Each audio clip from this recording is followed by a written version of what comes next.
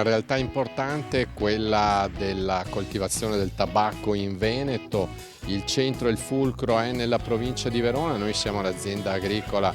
di Corrado Zermiani, che è uno dei soci della cooperativa Newtab. Andiamo a sentire le voci dei protagonisti di questa visita che ha fatto l'assessore Dario Bond qui a Verona.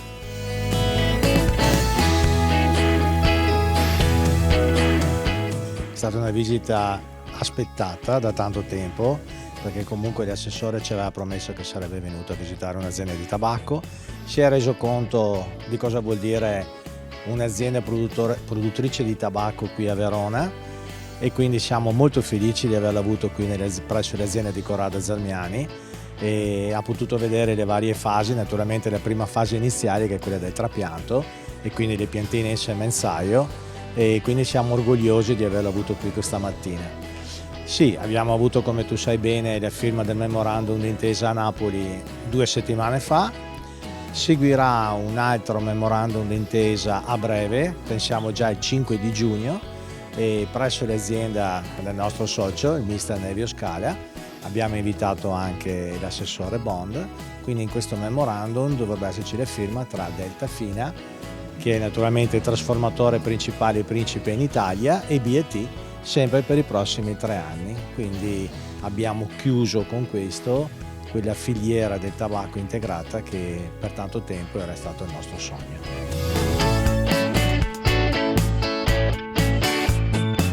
Ci sono anche comparti importanti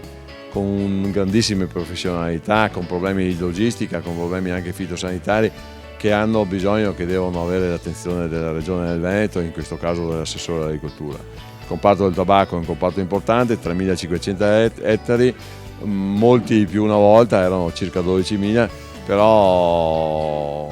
delle attività che sono importanti, gestite bene, con la presenza di multinazionali che danno anche proprio la garanzia dell'acquisto, ma io aggiungo anche con la possibilità di prevedere nuovi investimenti anche nel prossimo piano di sviluppo rurale, CSR, e quindi l'attenzione mia sarà totale.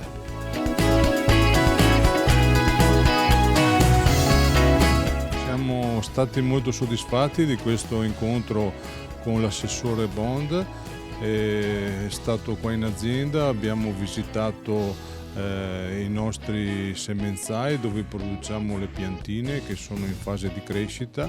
e con i primi di maggio andremo a trapiantarle nei campi che abbiamo preparato in questi giorni. Sta iniziando la stagione 2026, quali sono gli auspici Corrado Zermiani? Ma gli auspici sono buoni, abbiamo delle preoccupazioni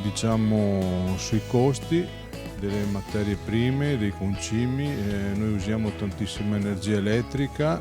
e anche gas liquido naturale per l'essiccazione del tabacco.